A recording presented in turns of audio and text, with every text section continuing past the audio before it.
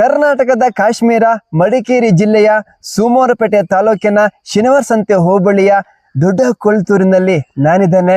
ಸುಮಾರು 25 ವರ್ಷಗಳಿಂದ ನನ್ನ ತಲೆಯಲ್ಲಿ ಅಚ್ಚಳಿಯದೆ ಉಳಿದಿರುವ ನೆನಪು ಅಂತ ಹೇಳಿದ್ರೆ ಅದು ಕಾಜುರೋಳಿಯ ಭೂತ. ನಾನು ನಿಂತಿರುವ ಈ ಒಂದು ರಸ್ತೆಯಲ್ಲಿ ಹಗಲಿ ಟೈಮ್ನಲ್ಲೇ ನೇರವಾಗಿ ಕಾರುಗಳು ಬರ್ತವೆ, ಬಂದು ಈ ಮರಕ್ಕೆ ಡಿಕ್ಕಿ ಹೊಡೆದು ನಿಂತ್ಕೊಳ್ಳುತ್ತೆ. ಬೈಕ್ಗಳು ಕೂಡ ಬರ್ತವೆ, ನೇರವಾಗಿ ಮರಗಳಿಗೆ ಡಿಕ್ಕಿ ಹೊಡೆದು ಬೀಳ್ತಾರೆ. ಇದು ಎಲ್ಲರಿಗೂ ಈ ಸುತ್ತಮುತ್ತಿನ ಜನಗಳಿಗೆ ಇದು ಅನುಭವ ಕೂಡ ಆಗಿರುತ್ತೆ. ಇದು ಕಾಜುರೋಳಿಯ ಭೂತನ ಅಥವಾ ಮತ್ಯಾರು ಅನ್ನೋದನ್ನ ನಾವು ನೋಡೋಣ ಬನ್ನಿ. ಇದು ದೊಡ್ಡ ಕೊಳ್ತೂರಿನಿಂದ ಕಾಜುರೋಳಿಗೆ ಹೋಗುವ ದೊಡ್ಡ ಒಂದು ಯೂಟರ್ನು. ಇದೇ ಜಾಗದಲ್ಲಿ ರಾತ್ರಿಯ ಸಮಯದಲ್ಲಿ ಪಂಚೆ ಉಡ್ಕೊಂಡು ಯಾರೋ ಹೋದಂಗಾಗುತ್ತೆ, ಮತ್ತೆ ಬೆಳ್ಳಿಗೆ ಕಂಡಂಗಾಗುತ್ತೆ.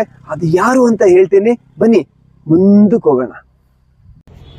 ಇದೇ ಜಾಗದಲ್ಲಿ ವಾಹನಗಳು ಯಾಕೆ ಹೆಚ್ಚಿನದಾಗಿ ಆಕ್ಸಿಡೆಂಟ್ ಆಗುತ್ತವೆ ಅಂತ ನಿಮ್ಮಲ್ಲಿ ಪ್ರಶ್ನೆ ಮೂಡಬಹುದು. 3 ಕಾರಣಗಳಿಗಾಗಿ ಅಪಘಾತಗಳು ಇಲ್ಲಿ ಜರುಗುತ್ತವೆ. ಒಂದು, ಅತಿ ವೇಗದಲ್ಲಿ ವಾಹನಗಳನ್ನ ಚಾಲನೆ ಮಾಡುವುದು, ಇನ್ನೊಂದು ಭಯ, ಮತ್ತೊಂದು ಕುಡಿದು ಚಾಲನೆ ಮಾಡುವುದು. ಈ 3 ಕಾರಣಗಳಿಗಾಗಿ ಈ ಒಂದು ಜಾಗದಲ್ಲಿ ಹೆಚ್ಚಿನದಾಗಿ ಅಪಘಾತಗಳು ಜರುಗುತ್ತವೆ. ಸಂತೋಷ, ಆಹಾ ಆಹಾ, ಸಂಗೀತ, ಓಹೋ ಓಹೋ, ರಸಮಯ ಸಂತೋಷ ಸುಖಮಯ ಸಂಗೀತ, ಹೊಸ ಹೊಸ ಭಾವ ತುಂಬಿ ನಸುನಗೆ ಒಮ್ಮೆ ಚಿಮ್ಮಿ ಮೈ ತುಂಬಿದೆ.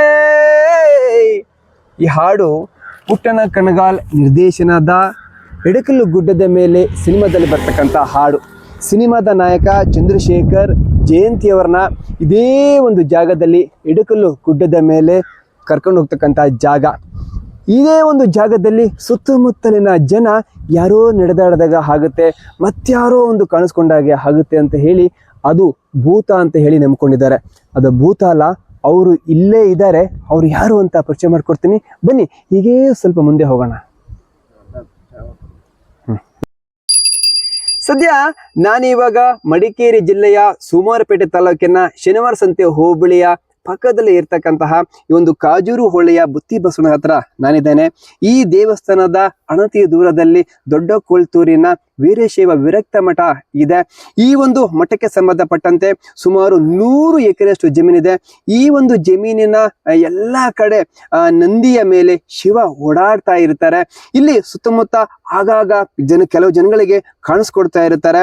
ಅವರು ತುಂಬಾ ಜನ ಅವರನ್ನ ನೋಡಿ ಕೆಲವು ಜನ ಅದು ಭೂತ ಅಂತ ಹೇಳ್ತಾರೆ. ಅದು ಭೂತ ಅಲ್ಲ, ಅದು ಮಹಾದೇವ, ಶಂಕರ, ರುದ್ರ ಅಂತ ನಾವು ಏನ್ ಕರಿತೀವಿ, ಅದು ಶಿವ ಓಡಾಡ್ತಾ ಇರ್ತಾರೆ ಅಂತ ನಾವು ಹೇಳ್ತೇವೆ. ಹಾಗೆ ಈ ಒಂದು ದೊಡ್ಡ ಕೊಳತೂರಿನ ಈ ಒಂದು ಶಾಖಾ ಮಠ ಹಾಸನ ಜಿಲ್ಲೆಯ ಸಕಲೇಶಪುರ ತಾಲೂಕಿನ ಚೆಂಗಡಳ್ಳಿ ಗ್ರಾಮದ ಸ್ವತಂತ್ರ ವೀರಶೈವ ವಿರಕ್ತ ಮಠದ ಶಾಖಾ ಮಠ ಆಗಿರುತ್ತೆ ಅಂತ ಹೇಳ್ತಾ ಮುಂದಿನ ಒಂದು ವಿಶೇಷ ಕಾರ್ಯಕ್ರಮದಲ್ಲಿ ಬಂದು ಭೇಟಿ ಮಾಡ್ತೀನಿ. ಅಲ್ಲಿಯವರೆಗೂ ನಮಸ್ಕಾರ.